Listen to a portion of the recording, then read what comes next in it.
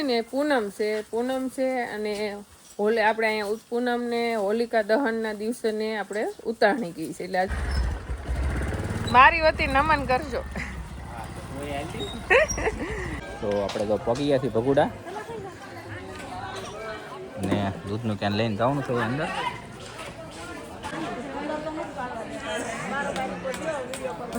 તો ફૂલ બધા ખખડી ગયા છે ને ખખડે એવો અવાજ ન આવતો. હવે આ ફૂલને આપણે કદાચ સ્ટોરેજ કરી દીધા ને. અમે અત્યારે ગીરમાં પગે લગાડવા આવ્યા છીએ અને ખાસ ફ્રેન્ડની દીકરી થાય છે અને ઘરની દીકરી થાય છે. જય શ્રી કૃષ્ણ, જય ગૌ માતા. આજે છે પૂનમ, હોલિકા દહનનો દિવસ છે, ઉતારણી પણ કહેવાય. એટલે માતાજીનો વાર છે. એટલે આમ તો આપણું દર વખતે બગદાણા દૂધ જાય છે, પણ આજે જાય આપણું ભગોડા. હા, અને આપણે હવારમાં ગાયોનું કામ બધું મસ્ત મજાનું થઈ ગયું છે. બધી જો મસ્ત ખાઈ પીવે છે. અને આપણે આજે સાંજના અથવા અત્યારે તડકો થઈ ગયો છે એટલે સાંજના સમયે આપણે આખા ફળિયાનો સાફ સફાઈ કરવાની છે. આ પાણા છે તો રહેવા દેવું, પણ ગુંદા હેઠે જે કાંઈ પડ્યું છે એ બધું લઈ લેવાનું છે, જેથી કરીને કાલ તો નહીં હોલી મનાવે પણ પ્રમ દિવસે ધૂળેટી મનાવશે. આપણે અહીંયા હોલીને ધૂળેટી કહીએ છીએ, એટલે ધૂળેટી મનાવશે. એટલા માટે આપણે ત્યાં સાફ સફાઈ હોય તો છોકરા નાના ધોળે, એકાબીજાની ઉપર રંગ ઉડાડે તો વાગે નહીં. એટલા માટે ફળિયાની સાફ સફાઈ કરવાની છે. આ બેનને ખાવું બહુ ઓછું ભાવે છે.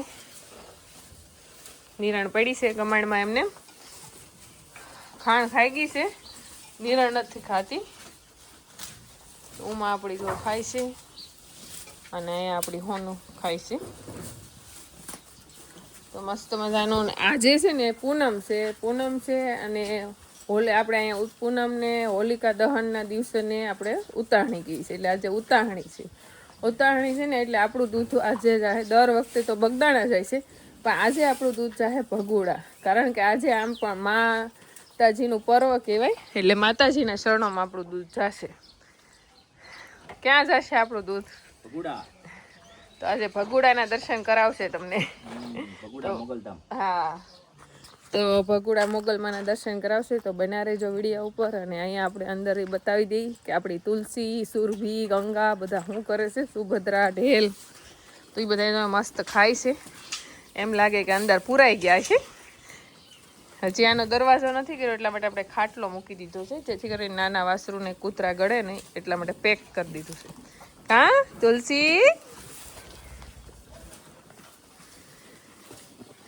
આપણો જયંત પણ હવે મસ્ત બધું ખાઈ લે છે ને. હવે ટૂંક સમયમાં જયંતને છૂટો આપણે નહીં કરીએ તો છેલ્લી બાકી આટા ફેરી મેં મારવા મોકલશું, જેથી કરીને એના પગ છૂટા થાય. સુરભી, ગંગા,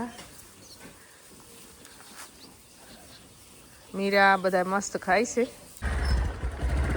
મારી વતી નમન કરજો. મારે કામ છે થોડુંક. આપણે હજી 2 દિવસ પહેલા ગયા હતા. ભગુડાથી ફરવા માટે લઈ છીએ અને આપણે પહોંચી ગયા છીએ ભાદરોડ. તો ભાદરોડ આ રીતના પુલ છે અને જો અહીં એક સ્ટેશન, આને શું કહેવાય, સિનેમા.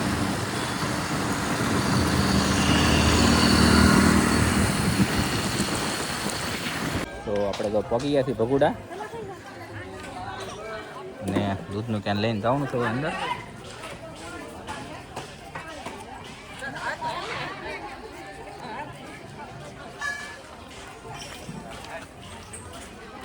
તો દૂધ આપણે અહીંયા આપી દીધું, સાની કેન્ટીન છે ને.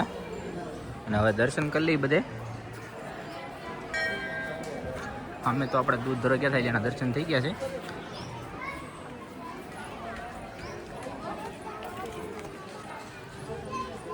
સંગે મોગલ, જય માં ભગુડાવાળી માં.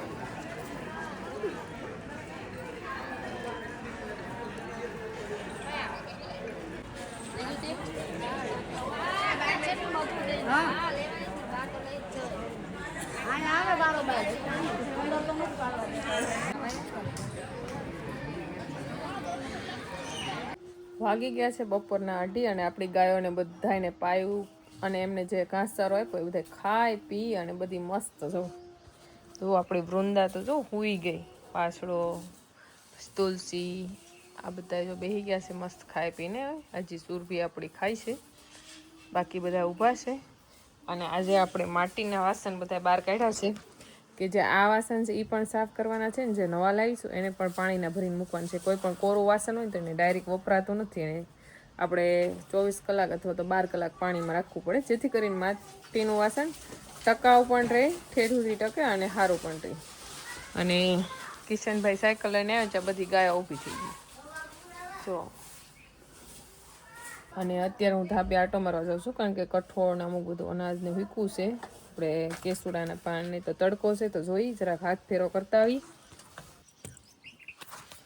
તો જોઈ આપણું અનાજ કઠોળ જ બધું ઝાઝું તો હીખવું છે.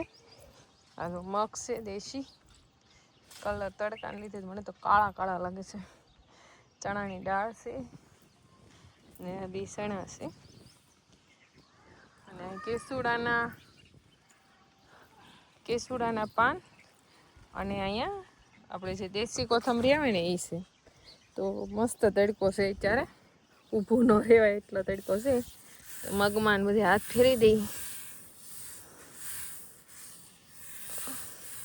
ફૂલ તડકો છે ને તો તપી જાય, પછી આપણે એને ભરી લીધા ને તો વાંધો ન આવે. એકવાર આમ હાથ ફેરવો હોય ને તો આગળ પાછળ થઈ જાય એટલે બધા તપી જાય.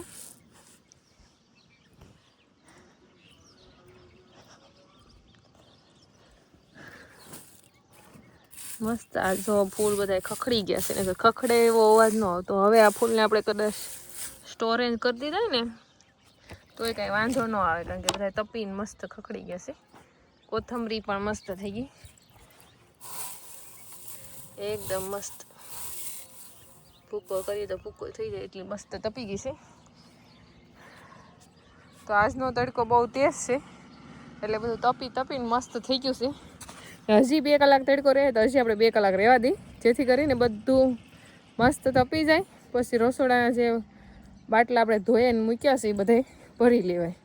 અમે અત્યારે ગીરમાં પગે લગાડવા આવ્યા છીએ અને ખાસ ફ્રેન્ડની દીકરી થાય છે અને ઘરની દીકરી થાય છે. તો આપણે જોઈએ કે આપણે ગામડાની પરંપરાગત કેવી રીતના આપણે પગે લગાડવાના છીએ.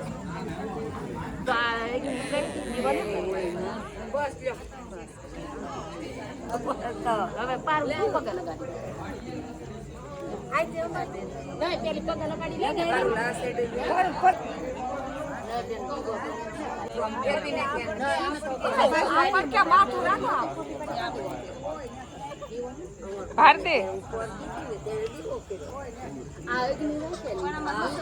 ભારતી કરવો પડે.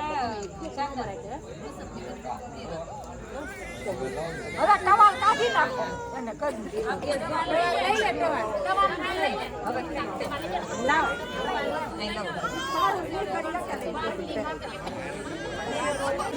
પડી ન જાય.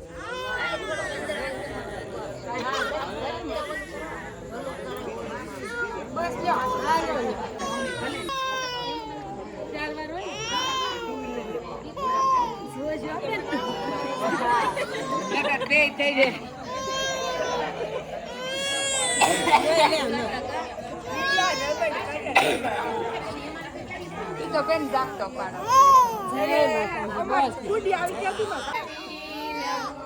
આ લઈ લે